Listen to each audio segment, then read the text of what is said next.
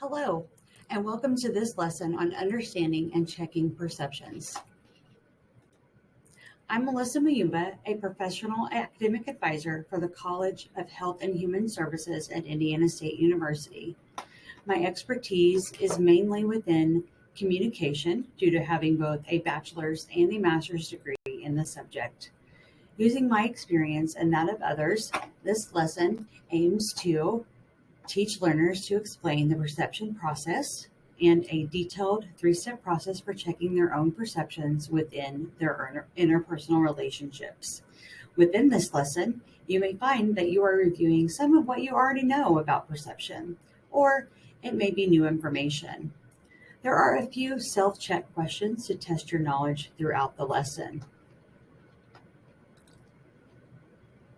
Because we spend approximately 80 to 90% of our time engaging in interpersonal communication, one may foresee the possible benefits of completing this lesson, especially if you wish to improve, gain, or maintain relationships. Let's begin with a simple definition. Julia Wood, 2014, describes perception as the active process of selecting, organizing, and interpreting people, objects, events, situations, and other phenomena.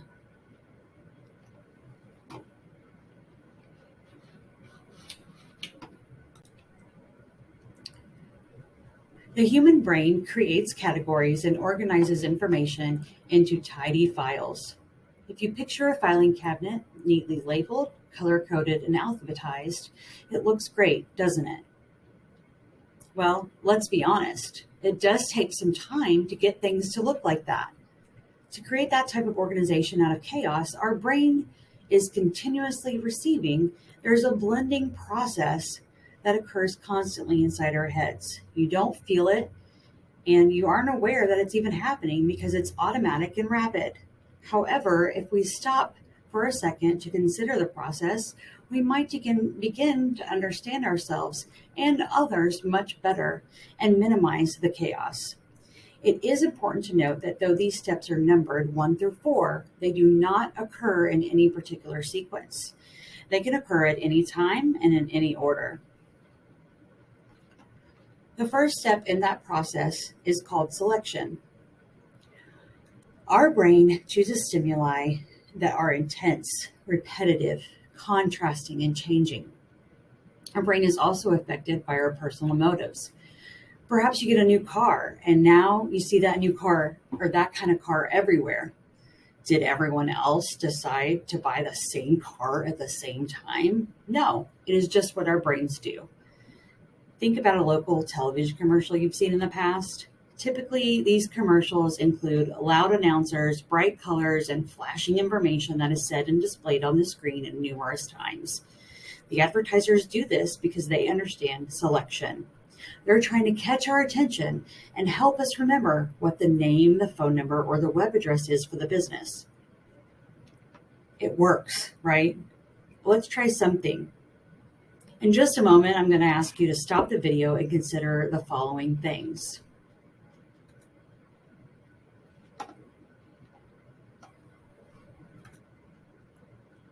What is going on around you? Do you hear music? Is it cold or hot? Notice any smells, maybe dirty laundry or last night's popcorn you accidentally burnt in the microwave. How do you feel? Tired, hungry, or stressed? Is the screen you're watching this on big enough? Are the colors too bright or not bright enough? You get the picture. Take a second to stop the video and consider those questions and then come back.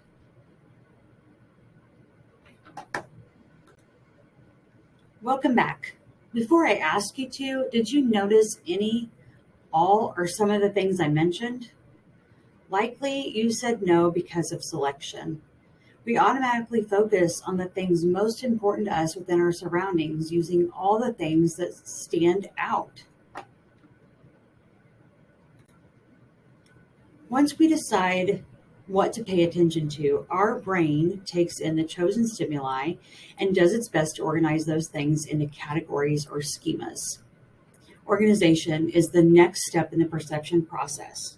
We may choose to organize people into categories according to their religious or political affiliations, appearance, gender, social roles, or occupations. According to Wood 2014, this is how our brain works to create stereotypes. As you know, stereotypes are automatic thoughts we have that when we consider or predict how a certain group or member of a group will act. Some common examples are our thoughts about those who may participate in Greek life, listen to a specific type of music, or even dress a certain type of way. In addition to stereotypes, Wood 2014 describes 3 other schematics people utilize to create meaning within their interpersonal experiences: prototypes, personal constructs, and scripts. So examples of prototypes could be people that you place in broad categories, such as maybe your mother, roommate, or supervisor. Your mother is likely the only mother you've ever truly known. Therefore, your brain believes that your mother is the epitome or the definition of a mother. Personal constructs are tools that we use to identify and organize qualities of people and our experiences. For example, have you ever looked at a person and decided quickly whether or not that person is rich or poor, intelligent or unintelligent, popular or unpopular, etc.? This does not necessarily make you a good or bad person. This means that your brain functions properly by using personal constructs to organize information. A script is a kind of go-to response or guide we utilize when we are in similar situations. Consider a server in a restaurant. When they greet a table or each table, they will commonly use a script. They may say something like, "Hi, welcome to Food and Stuff. My name is Cedric, and I will be your server for tonight. Can I start you off with an appetizer and drinks? We have margaritas on special tonight." You may take a moment to pause this video and consider the scripts that you commonly use when answering or ending phone calls or speaking with people in the elevator. I'm sure you can think of at least 1 or 2 scripts that you use on a daily basis. Give it a try. Welcome back. Now it's time for a quick check. True or false? All stereotypes are based on negativity and contain malice when they are applied. Think about it. The answer is false. It is just your brain's way of storing information and making sense of what we experience. It also depends on whether the information follows reality and isn't an exaggerated overgeneralization. Again, remember that these steps do not occur in any particular sequence. They can occur in any time and in any order. But typically, after selecting and organizing our interactions, our brains begin attaching meaning to sense data. The third step is interpretation. Within interpretation, there are several things that we use to make sense of what we're experiencing: degree of involvement with another person, personal experiences, assumptions and expectations, knowledge, self-concept, and relational satisfaction. We use attributions to help us understand how others act or why some phenomenon occurred. When we consider the actions of others, it can be quite difficult to accurately assign attributions, but our brain tries despite the difficulty. When assuming an attribute or assigning an attribute to a person or group of people, our brain considers the following things: locus, or internal external factors; stability, factors that will or won't change over time; specificity, which asks, does this apply to this situation only or in all situations? And the responsibility of the person or people involved. In other words, is the person or people, are they liable or not liable? While it's true that these complex processes are continuously and simultaneously going on in our heads, it does not mean that this system is without flaws. In fact, this system is quite flawed. Due to our natural tendency to protect ourselves, we engage in a self-serving bias more often than most of us would like to admit. Also, we're inclined to let internal factors weigh heavier than external factors, according to Jones and colleagues, 1972. Some communication texts will stop at the three-step process, while others describe the four-step. Adler and Proctor II, 2015, remind us that perception is an interpersonal activity. As we begin to make sense of the world around us, we involve others in the mix. We tend to check our interpretations with people we're close with and even those who are just nearby. Do you ask your family and friends about their feelings towards something that happened in your life? This is one common practice that is involved in the perception process called negotiation. A long-lived tradition that humans use in negotiation is the narrative, also known as storytelling. Each of us can have individual narratives or even shared narratives. The accuracy of the narrative is not as important as who is sharing the narrative and their level of agreement about the narrative. As you can see, it's time for another quick check. It's already on the screen, so let's go through it. The first one asks, which are two steps in the perception process? Number 1, selection. 2, organization. 3, empathy. Or 4, influences. And we'll come back for the answers. The second question, according to Adler Proctor 2015, which step is the final step in the perception process? 1, organization. 2, empathy. 3, negotiation. Or 4, interpretation. The final question, do the stages of perception always happen in order and one at a time? Number 1, no, they occur in any sequence. Or 2, yes, you cannot skip steps. Feel free to stop the video, consider your questions and answers, and return. I'm about to give you the answers. All right, so the answer to question number 1, the 2 steps in the perception process are selection and organization. The answer to number 2 is the final step of the process is negotiation. And I'm sure you guessed it, there are no specific order to these steps. So this answer for the final one is no, they can occur in any sequence. Okay. As you know, it's not easy to make sense of our world, but now that we have slowed things down a bit and described the process, perhaps it is easier to see why interpersonal relationships can be so difficult to navigate. According to Adler and Proctor 2015, they state that communication theorists use the term punctuation to describe the determination of cause and effects in a series of interactions. Our brains sequence interactions, which can affect the communication climate within relationships.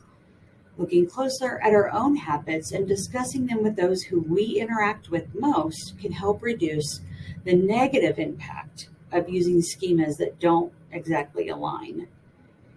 Utilizing step 4, negotiation, helps us discuss our experiences with another person to determine our next steps. However, wouldn't it be nice if there was, quick ways to clarify perceptions in any given situation? There is such a thing. It's called the perception checking process, and it has 3 easy steps. Step 1, describe the behavior you observed. Step 2, provide at least 2 possible interpretations for the behavior. And step 3, ask for clarifications. It's that simple. Let's do a couple of examples together. Let's pretend that you live in one of the dorms here on campus. One of your friends from your floor, who you believe is very outgoing, has begun to be more reclusive, and they have been avoiding you or ghosting you. What would be your automatic thoughts? Be honest. Let's consider the steps. First, the behavior I noticed is that I haven't been getting responses to my texts, snaps, or group me messages from my friend, nor have I seen them around the floor very much lately. If I do get a response, it's like one or two words or even just an emoji. It's not like them. They're usually in the lounge and involved in everything, and typically they do get back to me. I'm concerned. Second, I need to consider two possible interpretations. I wonder if they're just really swamped with homework, projects, and work. Or what if there's something wrong with them or their family? Maybe I should just ask. Lastly, I will attempt to get clarification. In this final step, steps 1 and 2 can be repeated in one way or another when speaking to that person. You may consider saying something like, "Hey, I've noticed that you've not been around much lately and you've not been as responsive to my messages. I'm concerned you're getting too busy, or is something wrong with you or your family? Is there anything I can do to help, or am I just way off base here?" While this is one way to handle this situation, it's certainly not the only way. How about another example? You enter your room and find your roommate trying to hide the fact they were eating some of your snacks. First off, this is an awkward situation, and you may want to address it later to try to save face for your roommate. This is an awesome way to build rapport.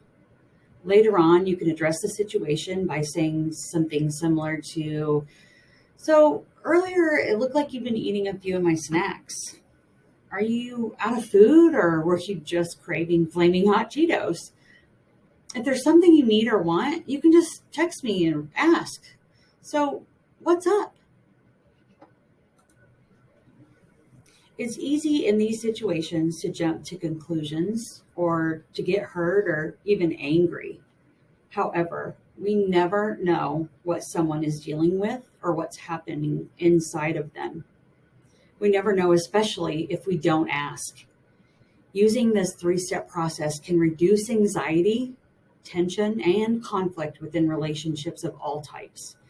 It's recommended that we take a few moments to gather our thoughts and consider that we don't have all the facts before our automatic processes take over, and consider,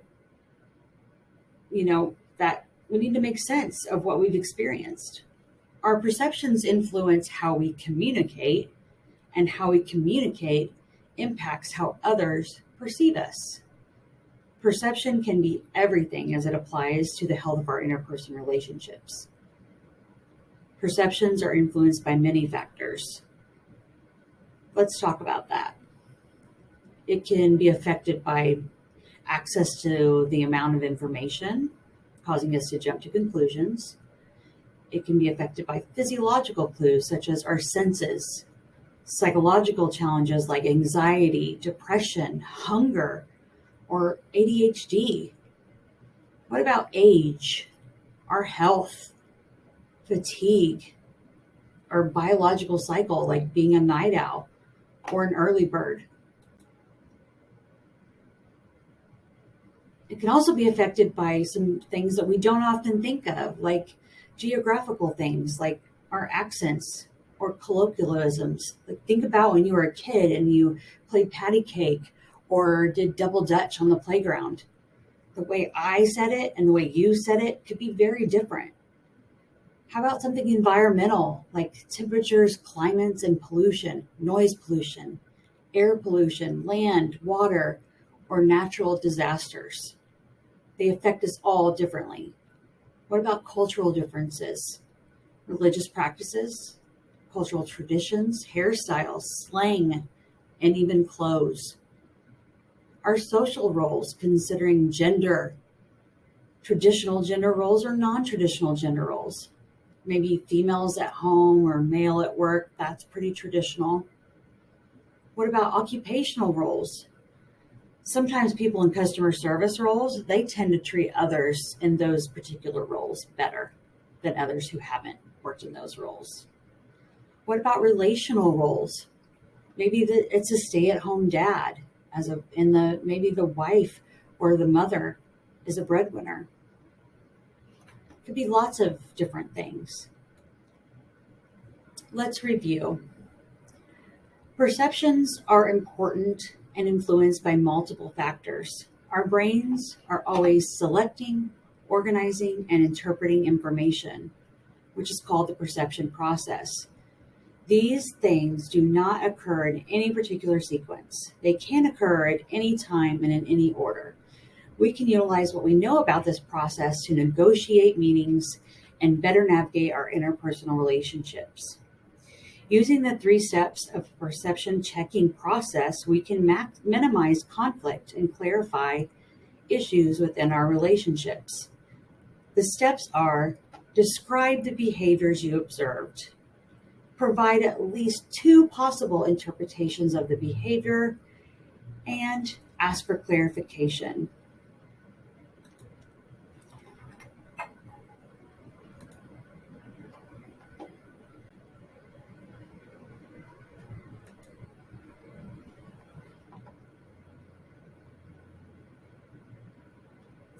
All of this information is extremely helpful and beneficial for improving interpersonal relationships.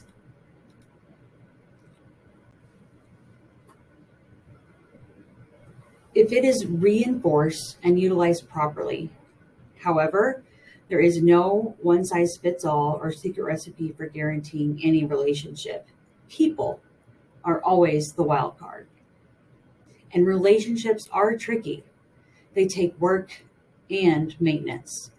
But relationship maintenance is another lesson for another time. Focus on the effort and keep trying. Congratulations, you've made it to the end of this lesson. Thank you.